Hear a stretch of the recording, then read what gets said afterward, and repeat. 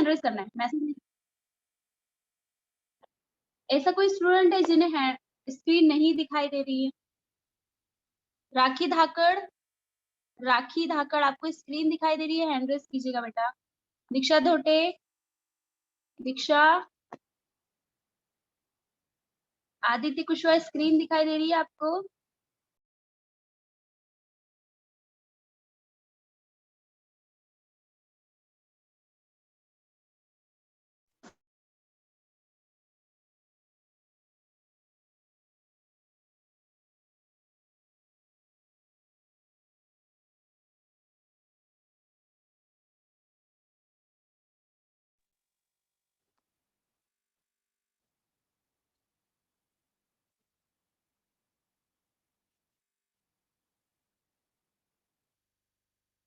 Okay, देखिए बेटा, next है हमारा चैप्टर 3 हिमालय की बेटियां।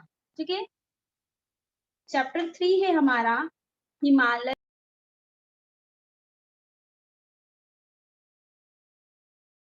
मैंने आपसे कहा था कि आपको चैप्टर 3 करना है। किस किस ने रीड किया था? हैंड रेस करके बताइए, किसने चैप्टर 3 रीड किया था? किसी ने नहीं किया? क्यों नहीं किया?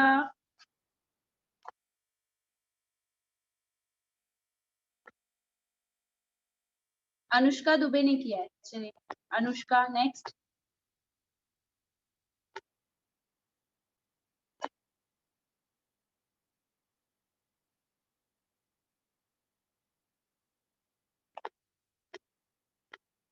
ओनली वन स्टूडेंट है जिन्होंने चैप्टर रीड किया था, अनुष्का। Very good Anushka. चलिए आइए देखते हैं हम बेटा चैप्टर। बुलबुल प्रजापति ने भी किया है, वेरी गुड। बाकी स्टूडेंट ने क्यों नहीं किया? चलिए अर्पिता केथवास ने भी किया है। Arpita Kethwas, very good Arpita. बाकी स्टूडेंट डिसाइड कर रहे थे ना कि करें या ना करें, क्यों? ऐसा ही कुछ चल रहा था? ओके कोई बात नहीं, चलिए हम स्टार्ट करते हैं चैप्टर 3 हिमालय की बेटियां। शुरुआत करते हैं। अभी तक मैंने उन्हें दूर से देखा था, बड़ी गंभीर, शांत, अपने आप में खोई हुई लगती थी, सम्भ्रात महिला की भांति वे प्रतीत होती थी। उनके प्रति मेरे दिल में आदर और श्रद्धा के भाव थे।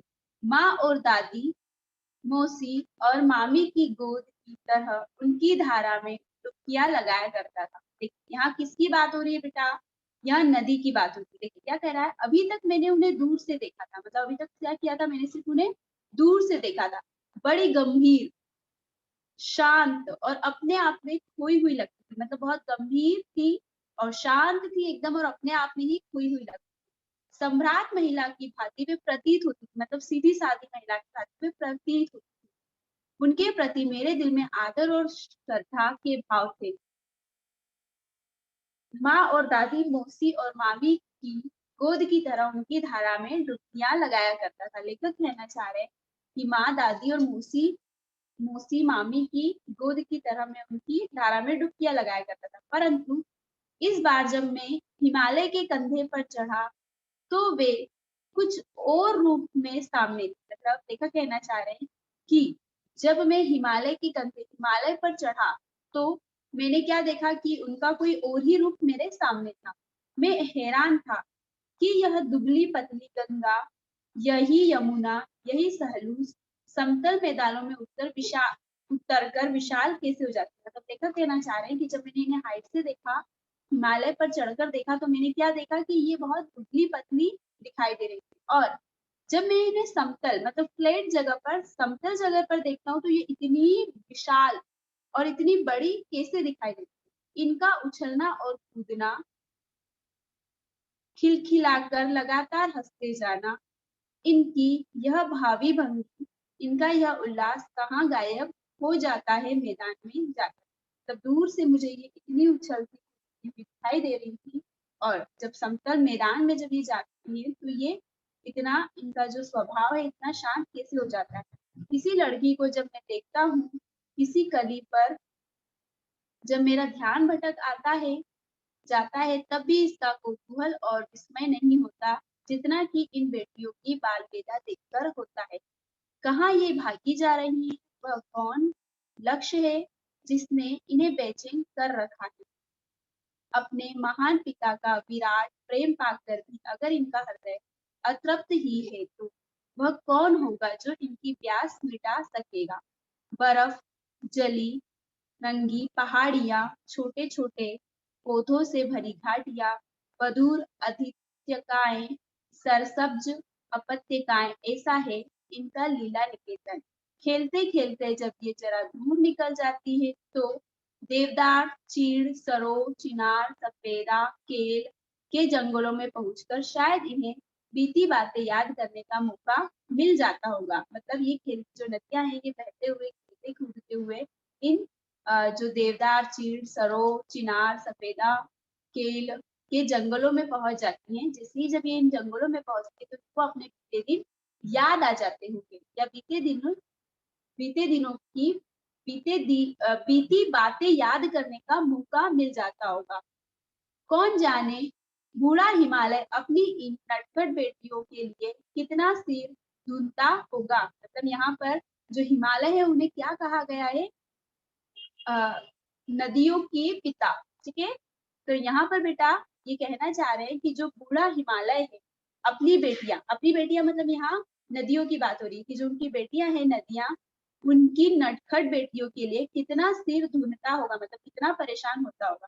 बड़ी-बड़ी चोटियों से जाकर पूछिए तो उत्तर में विराट मौन में सिवाय इनके पास और रखा ही क्या है? मतलब अगर आप इन चोटियों के पास जाकर देखेंगे और पूछेंगे तो इनके पास मौन रहने के अलावा रखा ही क्या है?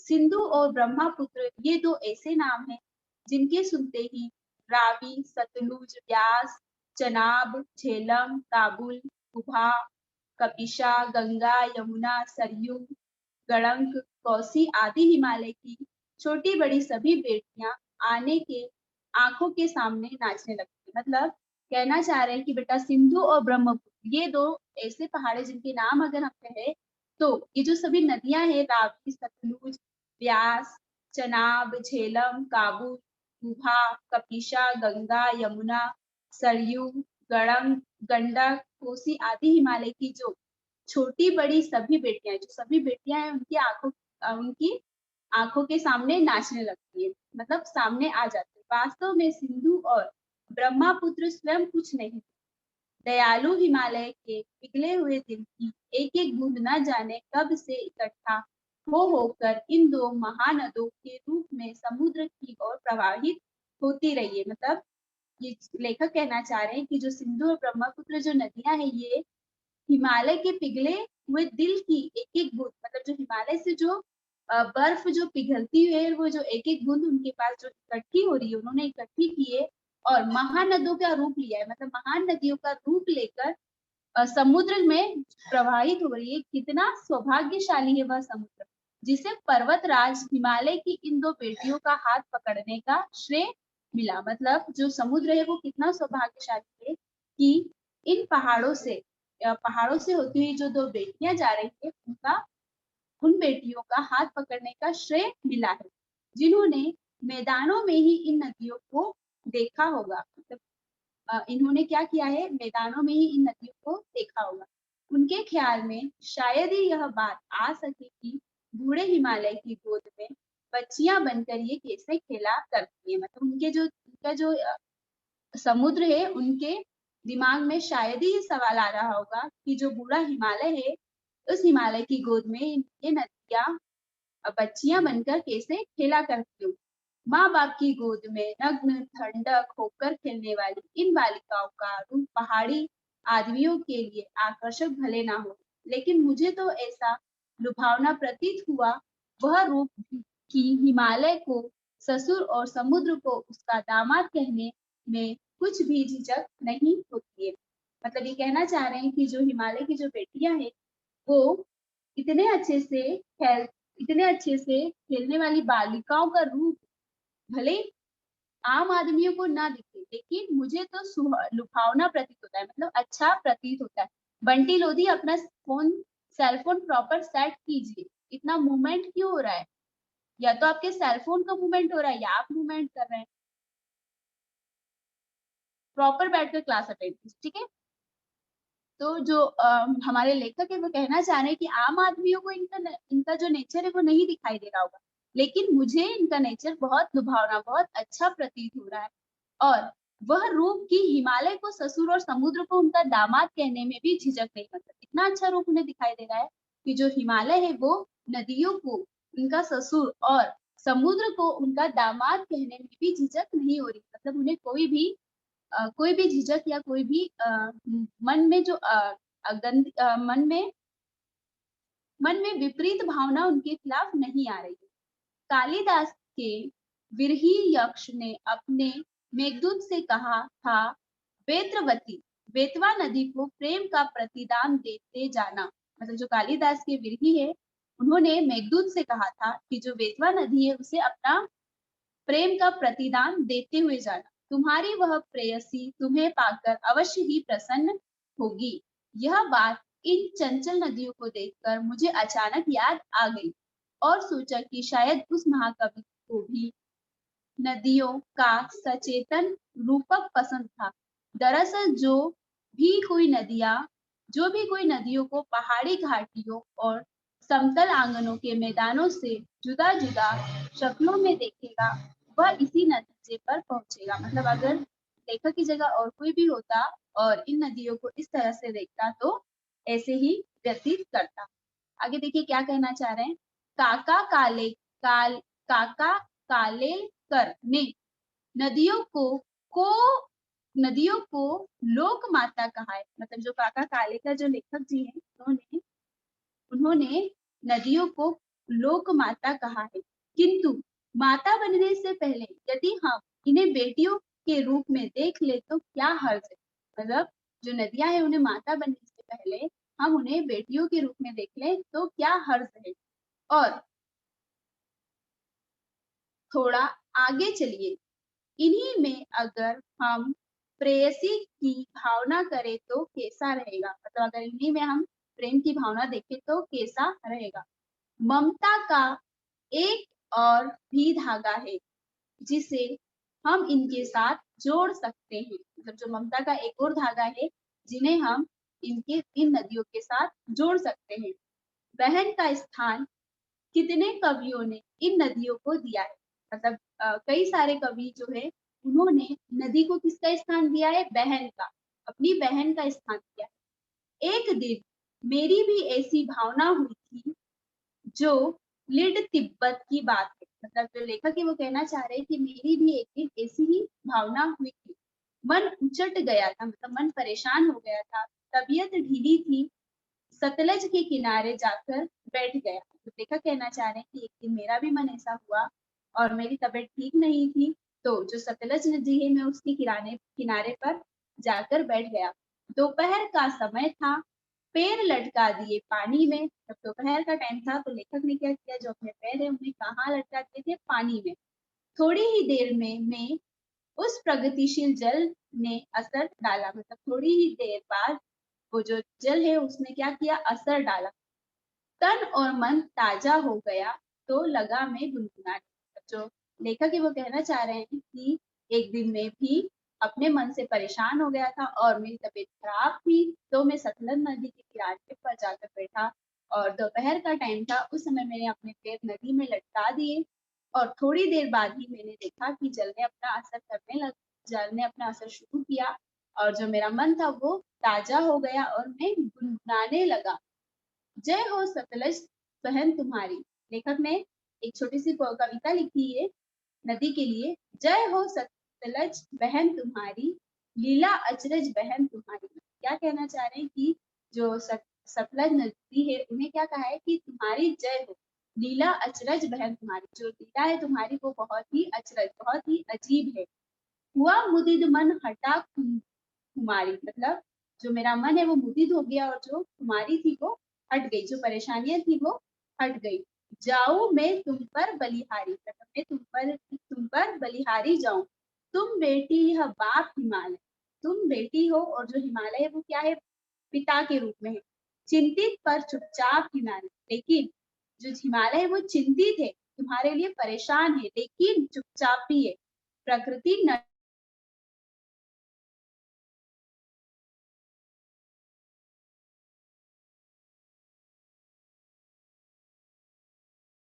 उसका अनुपम अद्भुत छाप है, मतलब एक स्पेशल छाप है।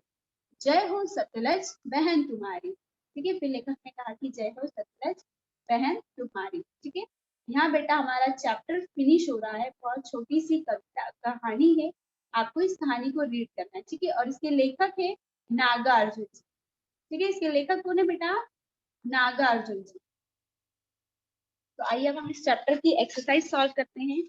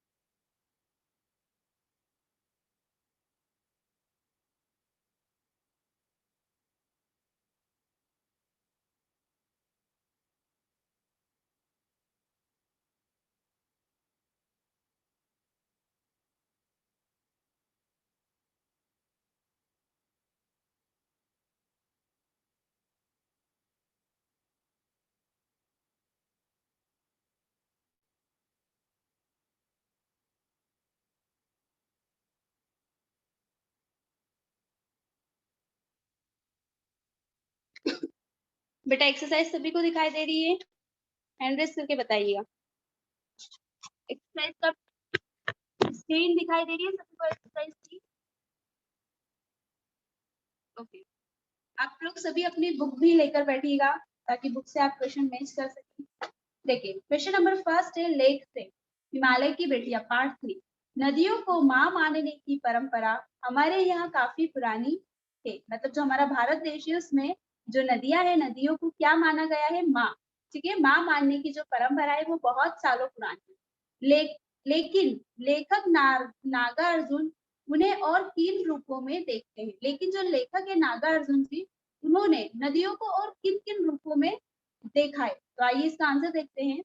नदियों को माँ मानने की परंपरा भारतीय संस्कृति में अत्यंत पुरानी। जो नदियां है उन्हें हमने अपनी माँ का दर्जा दिया है, अपनी माँ माना है।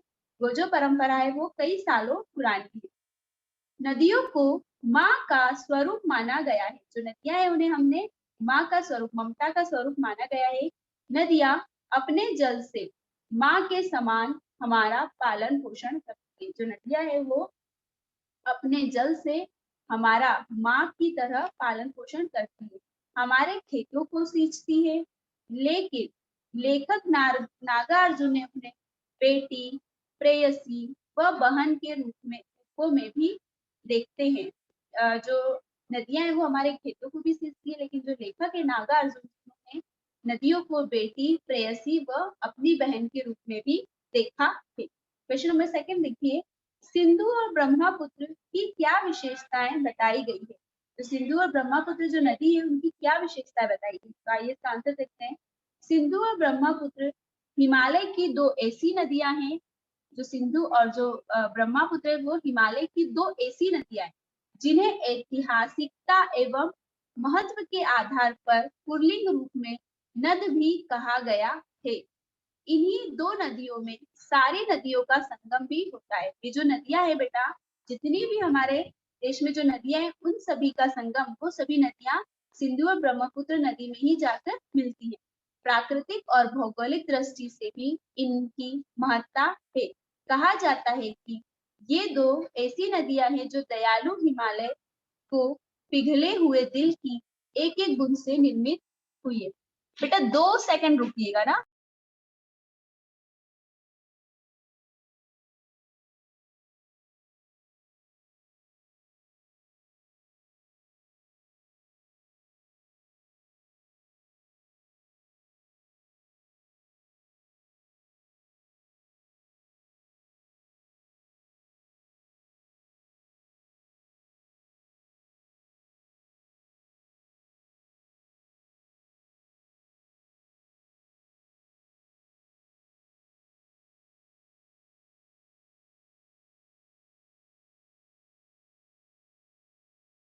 बेटा मेरी वॉइस आ रही है तो हैंड रेस कीजिएगा।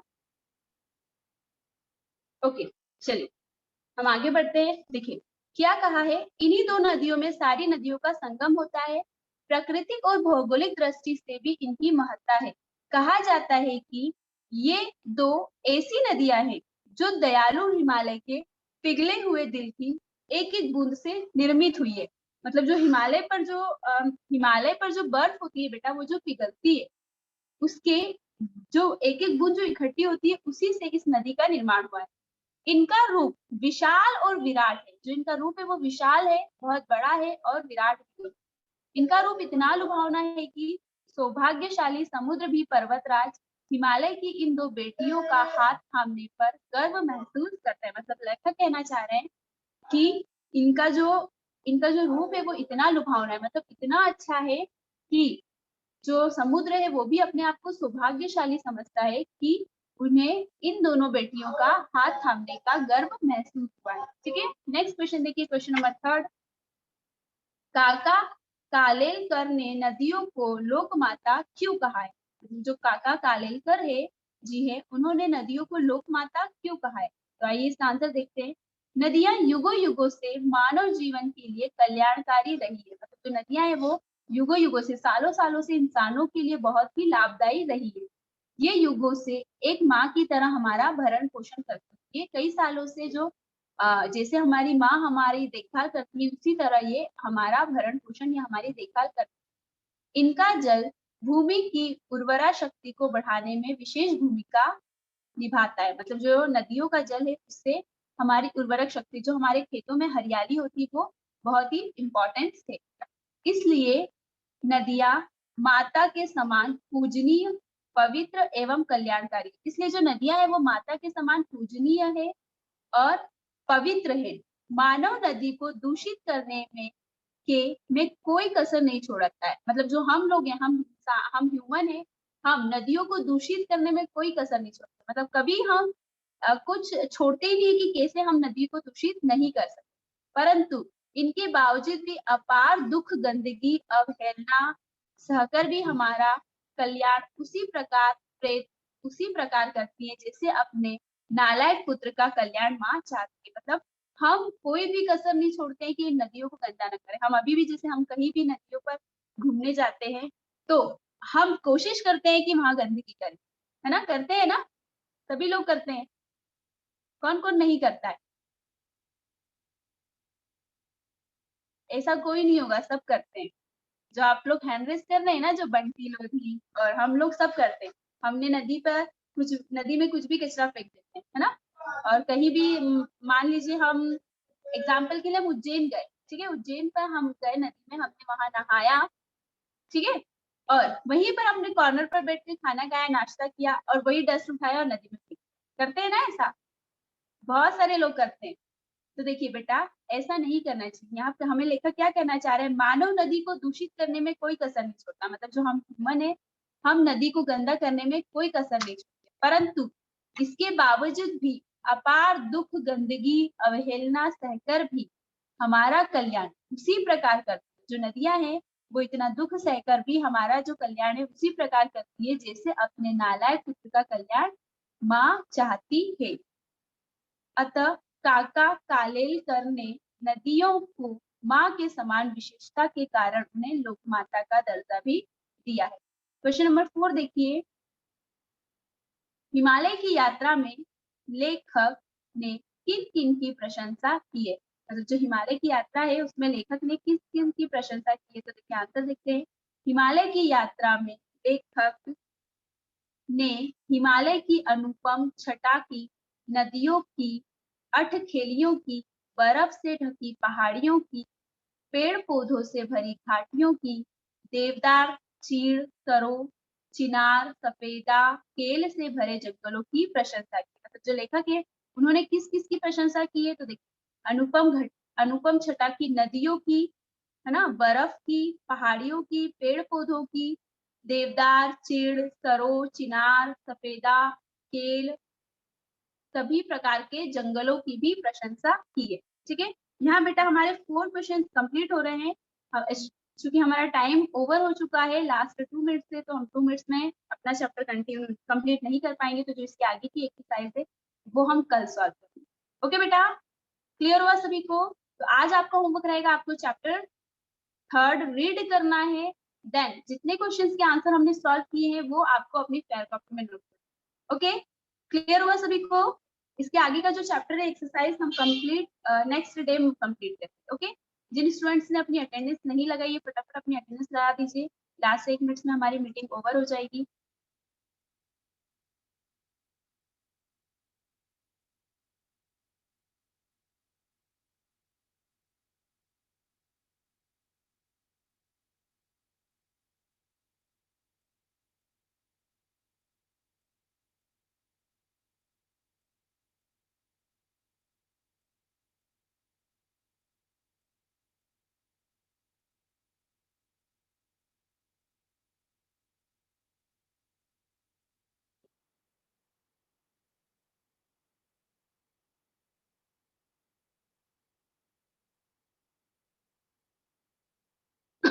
ओके बेटा, सभी ने अपनी अटेंडेंस लगा दी है, फिर हम नेक्स्ट डे मिलते हैं। Okay, bye everyone.